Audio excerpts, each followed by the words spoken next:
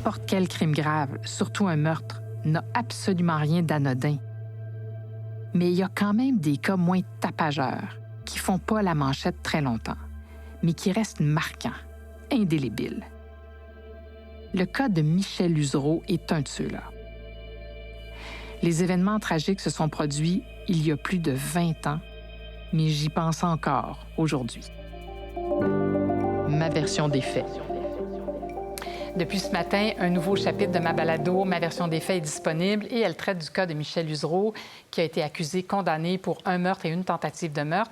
Le nom, ça vous rappelle peut-être rien, mais pourtant, on en a beaucoup parlé en 2001 quand le crime est arrivé. D'ailleurs, c'est une raison de plus pour écouter le balado, si vous vous en souvenez pas. Pour en parler, on reçoit le procureur de la Couronne, qui était dans le dossier et qu'on appelait de la Couronne à l'époque, Louis Boutier. Bonjour, Louis. Bonjour, Mme Richer. Alors, oui, je vous appelle Louis parce qu'on se connaît depuis 30 ans. Alors, je vous appellerai Maître Boutier.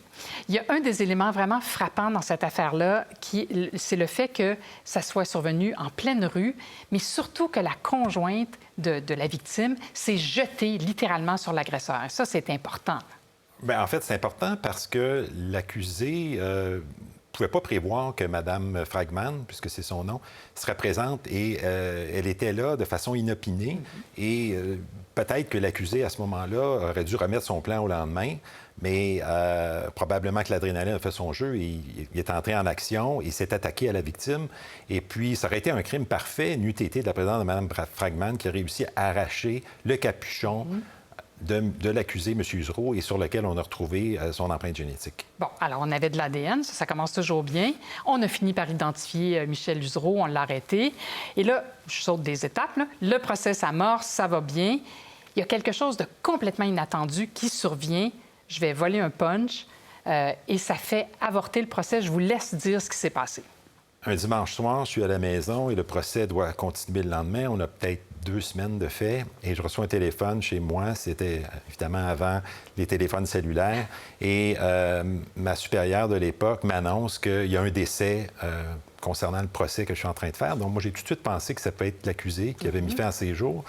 Et on m'annonce que non, c'est l'enquêteur principal, celui avec lequel je travaillais, qui venait de se suicider l'après-midi même dans son bureau avec son arme de service. Donc, c'est certain que pour moi, c'était un choc parce que ce qu'il faut savoir, c'est que l'enquêteur principal pour un procureur de la Couronne, c'est celui avec lequel il travaille en étroite collaboration à tous les jours avant, pendant le procès et après les journées de procès en préparation des témoins qui s'en viennent le lendemain. Donc, c'était quelqu'un que je voyais probablement plus que les membres de ma famille à ce moment-là.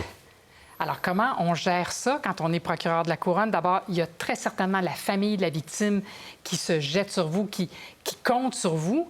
Et en plus, vous avez votre preuve, littéralement, vos témoins. Là, il vous manque un témoin important. Ça devait être lourd.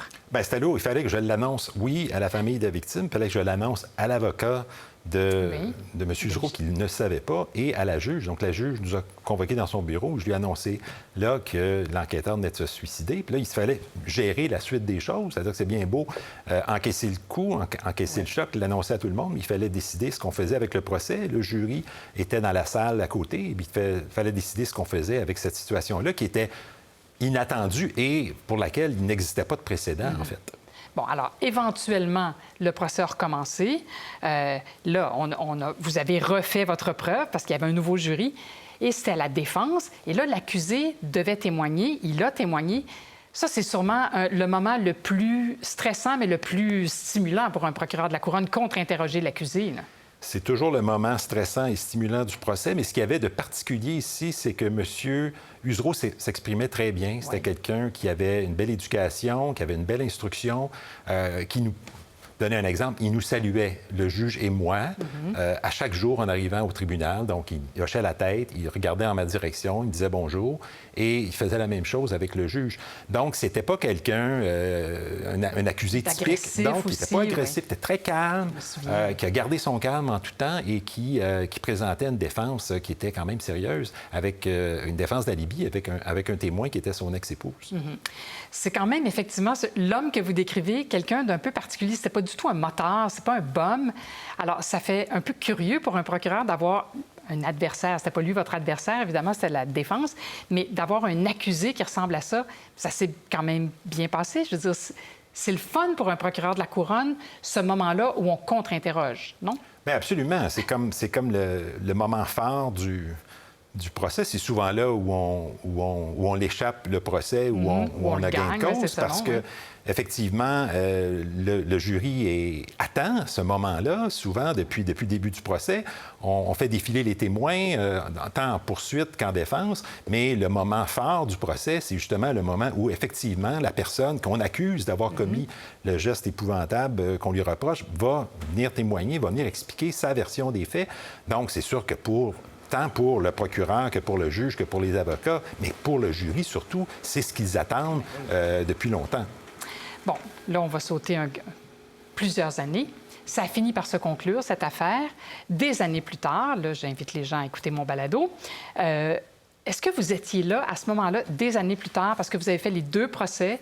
Vous êtes encore à la Couronne aujourd'hui. Oui. À ce moment-là, en 2016 ou 2017, je pense 2017 que ça s'est conclu, est-ce que vous étiez là où le dossier était porté par quelqu'un d'autre? Bien, les deux, en fait. Oui. J'étais là, assis dans la salle d'audience, comme simple spectateur, mais le dossier, à ce moment-là, était porté par quelqu'un d'autre parce qu'il y a eu des remises nombreuses dans ce dossier-là. Et le moment où le procès devait avoir lieu pour la 3e fois, moi, je n'étais pas disponible. J'avais une autre affectation, mais je n'aurais pas manqué ça pour tout l'or au monde. Donc, je me suis déplacé en cours cette journée-là pour assister au plaidoyer de culpabilité de M. Usereau et aux représentations qui ont été faites de part et d'autre. Il nous reste 20 secondes, mais on s'attache, j'imagine, aux familles des victimes. Ces gens-là étaient particulièrement attachants. C'était des gens très attachants, des gens avec lesquels j'ai noué de très belles relations.